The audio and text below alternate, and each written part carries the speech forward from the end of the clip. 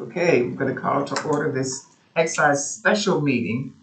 Today is Wednesday, July the 31st, 2024. It is 9 o'clock. Roll call, Mr. Brett Town. Present. Ms. Teresa Sellers. Present. And I'm Eleanor Thompson. Notice of this meeting was properly posted July the 25th, 2024. So today we have two items on the agenda we get to hear from the actual county assessor. Okay? The first item is discussion and possible action regarding our minutes of July 29th, 2024. I move approval of item number 1, minutes of the July 29th, 2024 Excise Board meeting. I'll second. All in favor? Aye. Okay. Second on the agenda, discussion and possible action regarding the fiscal year 2024 assessed valuations from the county assessor's office. Presented by Blake Ellis, comptroller for Larry Stein and Mr. Larry Stein, actual county assessor. We'll hear from you guys.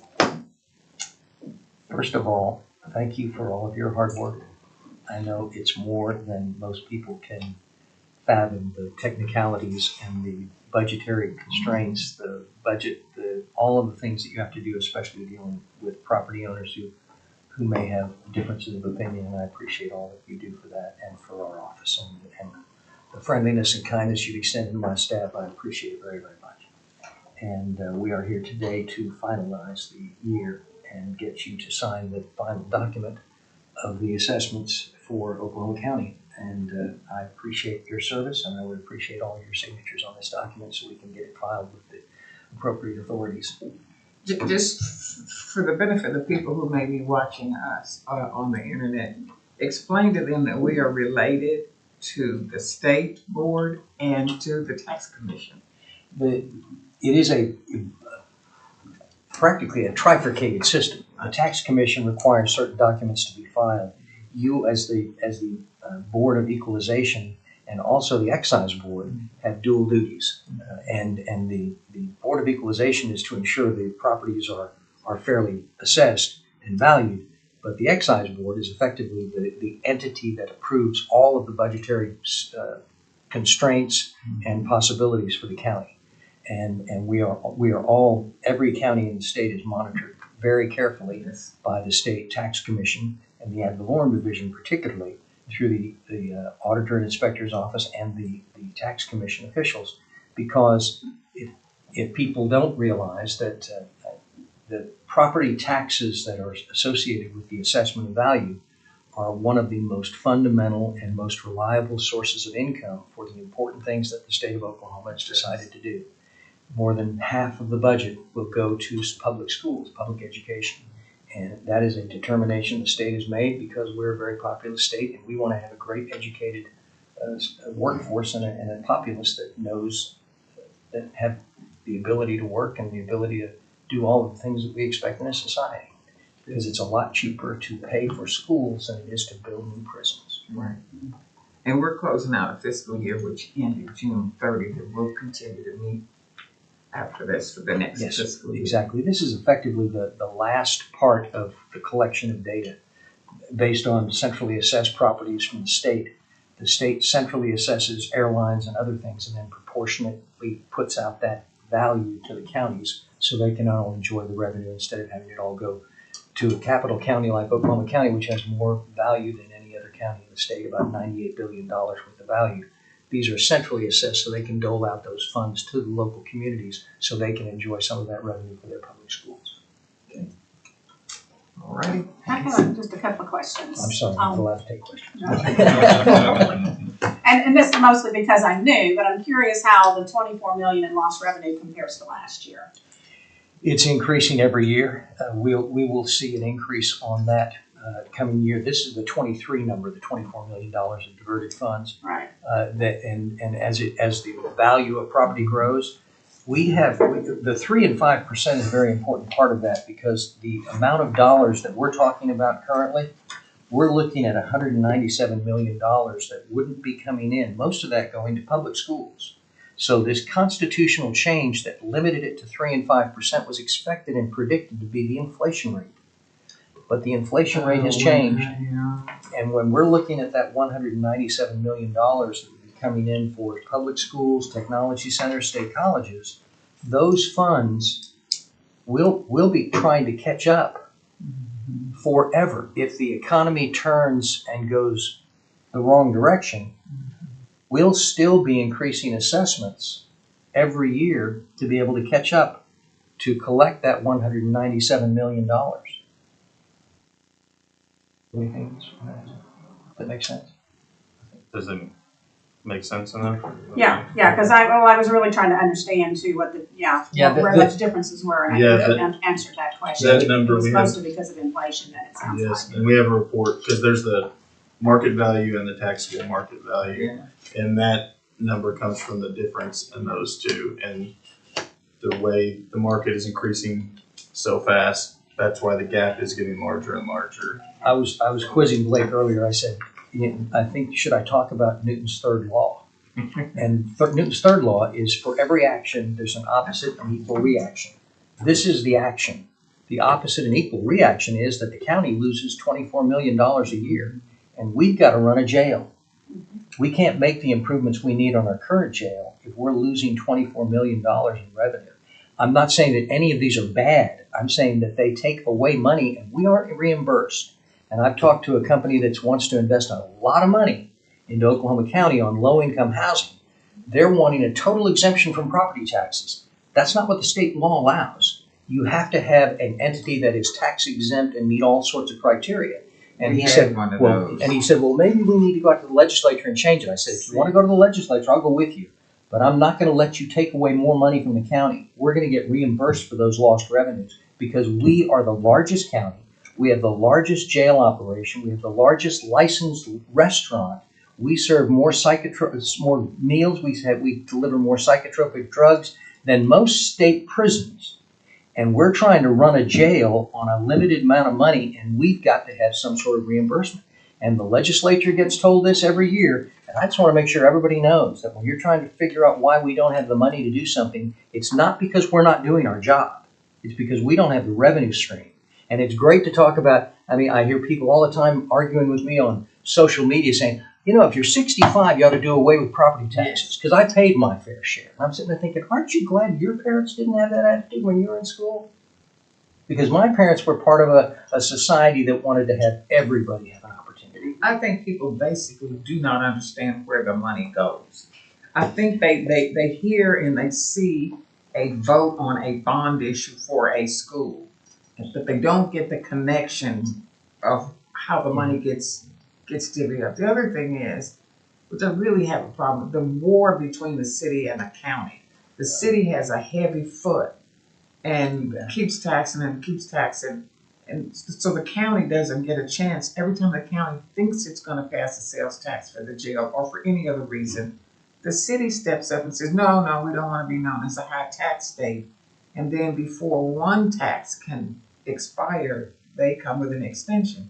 So the difference, the war between the city and the county, some of this county needs to figure out how to win that war. Is the bottom line. I think part of the problem is that they think Oklahoma City is Oklahoma County. And they talk to Oklahoma City, say, you got all this money, why don't you fix the jail? Say, that's not our responsibility. And they say, well, wait a minute. It's in Oklahoma County. It's Oklahoma City, right? And I think the dilemma is that so many people think that it's just one big government, and they don't understand that across the state of Oklahoma, probably 65 counties in Oklahoma are the only government. The county government is the only government that most people have in the state of Oklahoma. They don't have a municipality. They have a county seat that's a city, and the rest of those folks live in unincorporated areas where there's no city services, there's no police force, there's no fire, and the county is the responsible party.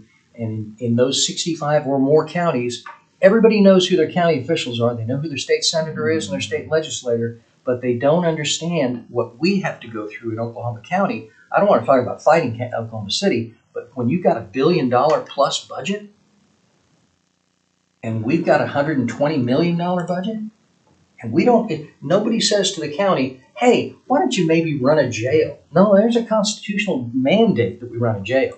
And for most of the cities around the county, they're abusing the jail by putting folks in on state charges. And then eventually those state charges may get dismissed. Well, stop filling our jail with people that are going to have charges that are dismissed. Stop doing I it. We talked to can't afford it. one of the guys, I said, just stop taking their infractions, and he goes, no, they'll go interfering with, and as soon as they go, you interfered with an officer, that's a county charge, and it makes them have to Yeah. put them over in the county jail. And I think one of the things that has to be addressed sooner or later is that when you have a city, a municipality that's more than 500,000 population, I think they need to look at their own services and their own jail.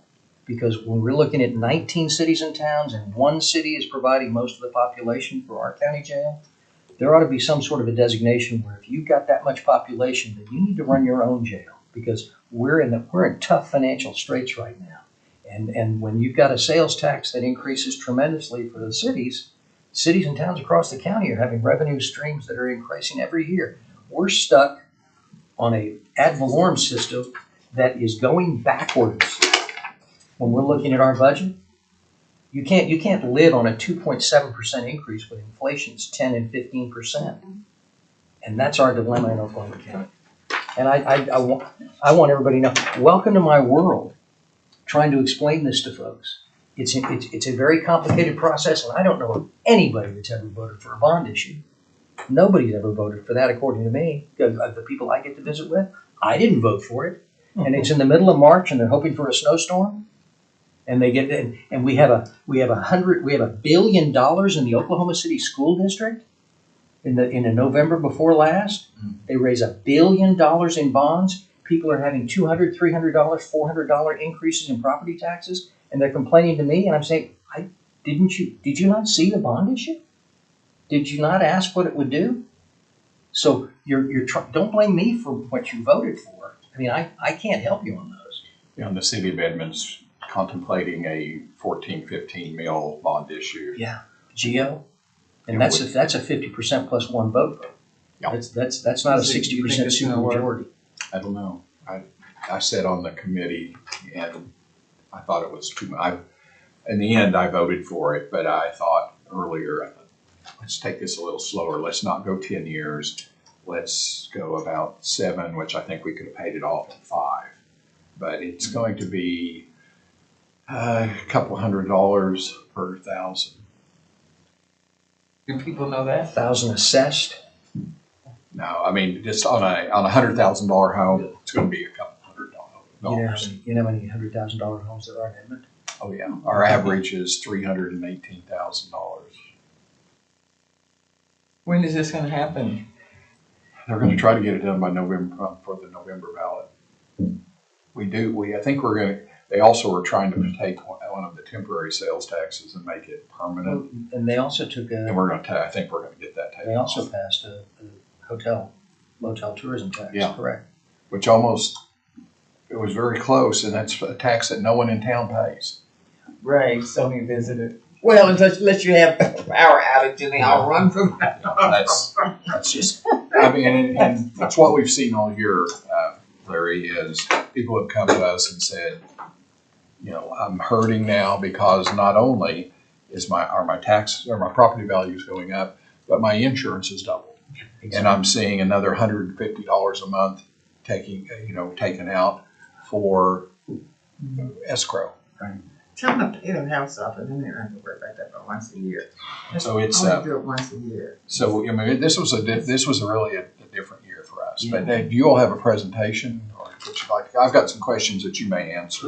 Ask any I questions didn't you have wish. anything. I was just going to open up the floor, whatever certain questions. What was the valuation increase this year for the county? It was a little over 6%. Okay, so it's pretty flat compared to last year.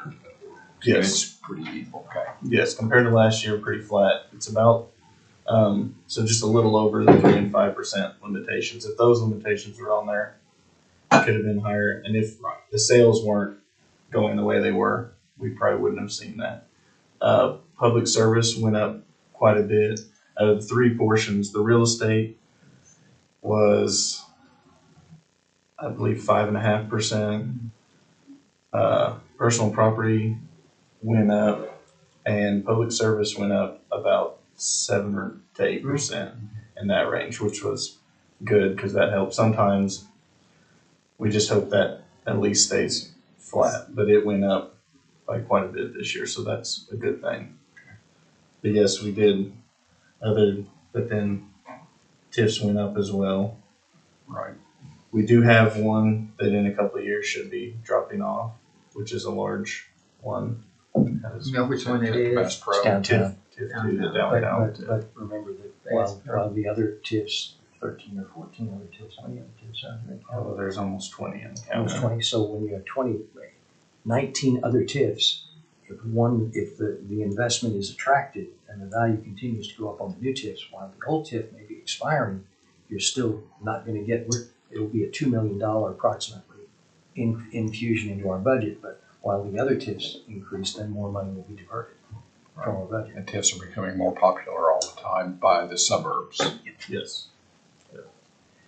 But, yeah, so those are the increases we had, unless there are any other specific questions.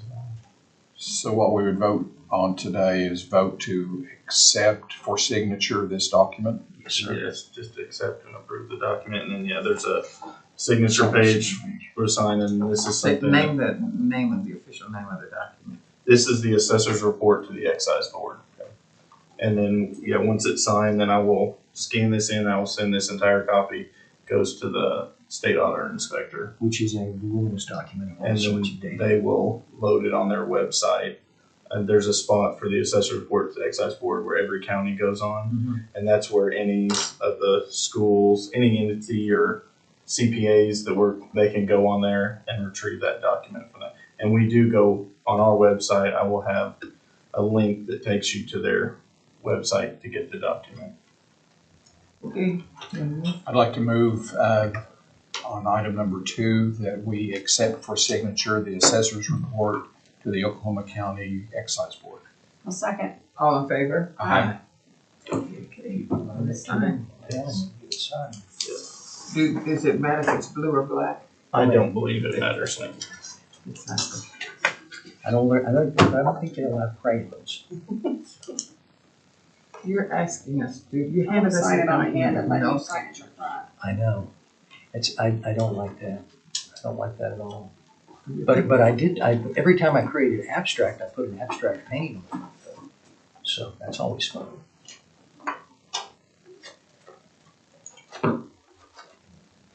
Has a date on there already, doesn't it? Yes. I hate signing things without a date.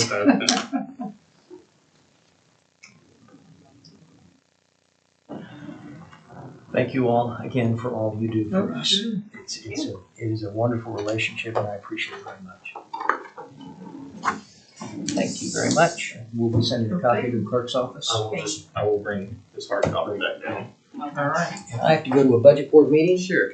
All right. Thank you all again. Thank you, Larry. If there's nothing further, I'll entertain a motion to adjourn. Move to adjourn. A second. All in favor? Aye. Did you say we might have a meeting next week?